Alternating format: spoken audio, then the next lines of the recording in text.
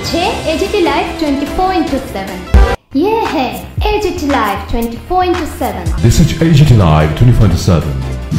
কোনো বিনীত আবেদন কি ছিল দেখলেন তো, কিন্তু তারপরেও এমন কিছু বিষয় আপনারা বলছেন যেগুলো রাজ্য সরকার তার সীমাবদ্ধ সামর্থ্যের মধ্যে রূপায়ণ করতে পারছে না, আমাদের কাছেই যাচ্ছে।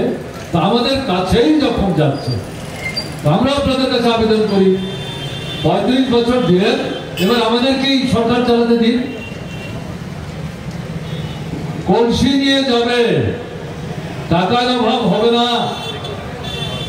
কলসির বুক ভর্তি করে কেন্দ্র থেকে আমরা টাকা দেব, সেই টাকা সবটা রাজ্য নিয়ে আসতে পারবেন না, রাস্তায় উৎসে পড়বে, কোনো সমস্যা থাকবে না, সব সমস্যার সমাধান হবে। এটাকে আমি তৈরি করে বলছি, কেউ বলতে পারবেন? বিজেপি যারা করেন, দূর থেকে যারা শুনছেন, সত্যবাদী যারা, আমি তাদের দৃষ্টি আকর্ষণ করে বলছি, এখানে দাঁড়িয়ে আপনাদের প্রধানমন্ত্রীর যে বক্তব্য, কেন্দ্রের তৎকালীন সময়ে গন্ডায় গন্ডায় যে মন্ত্রীরা এসেছিলেন, কেন্দ্রীয় সরকারের বিভিন্ন রাজ্যের মুখ্যমন্ত্রীরা, তাদের দল এবং বিভিন্ন সংগঠনের নেতৃত্বের কথা না হয় আমি ছেড়েই দিলাম, একই কথা তারা 18 নির্বাচনে যেমন বলেছিলেন, 23 নির্বাচনে বলেছেন।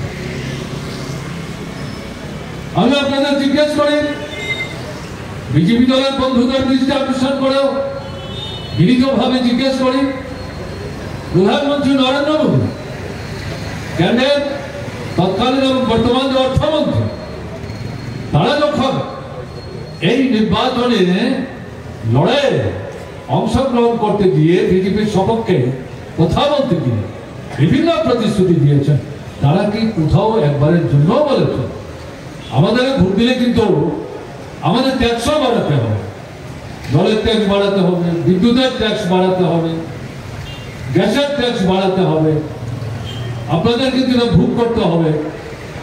হ্যাঁ, আমরা কেন্দ্র থেকে সাহায্য করবো, কিন্তু এগুলো আমাদের বাড়াতে হবে, এগুলোতে কিন্তু আপনাদের সহযোগিতা করতে হবে। এরকম কথা কি আপনারা কেউ শুনেছেন?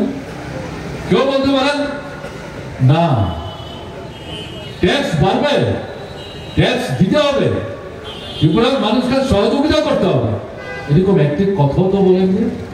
তাদের যে নির্বাচন ইশতেহার, 2018 ইশতেহার, 293টা প্রতিশ্রুতি লঘু বলবার চেষ্টা করছিলেন, তার থেকে বাছাই করে 10টা প্রতিশ্রুতি সামনের পাতায় দিয়ে লোভনীয় মানুষকে প্রলুব্ধ করার চেষ্টা করেছেন। কোথাও 293 বলুন, প্রথম 10টা বলুন, কোথাও ট্যাক্স দিতে হবে, এই যে গুরুত্বপূর্ণ বিষয়গুলো, এই সম্পর্কে কিন্তু তারা বলেনি।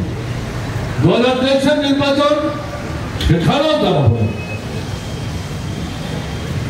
এখন কি দেখা যাচ্ছে, আমরা পত্রিকা পড়তে গিয়ে দেখছি কেন্দ্রীয় সরকার কলসি ভর্তি করে টাকা দেন কিনা জানি না, কিন্তু বিভিন্ন প্রকল্পে রাজ্যে কেন্দ্রীয় সর্বভারতীয় প্রকল্প রূপায়ণের জন্য কেন্দ্রীয় সরকার যে টাকা দিচ্ছে, ত্রিপুরায় বিজেপি সরকার চলছে বিভিন্ন দপ্তরে, সেই টাকা বিজেপি সরকার খরচ করতে পারছে না, এবং সেই টাকা খরচ করে সর্বভারতীয় যে প্রকল্প ত্রিপুরায় বাস্তবায়িত করতে পারছে না।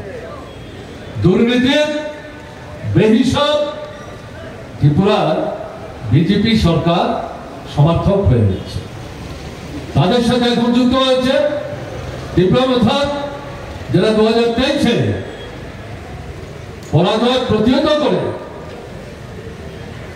এরা মানুষকে, বিশেষ করে উপজাতি অংশের মানুষকে প্রতারিত করে বিজেপিকে সরকারের টিকে থাকতে সাহায্য করছে। তারা এডিসি চালাচ্ছে, 4.5 বছর হয়ে গেছে, একই সেখানে দুর্নীতি এবং এডিসি প্রশাসন সমর্থক হয়ে গেছে, এটা লুটের রাজত্ব চলছে। এবং আমি শুধু এই কথাটা বলার জন্য এটা উল্লেখ করছি তা না, কেন্দ্রের সরকার সিদ্ধান্ত নিয়েছে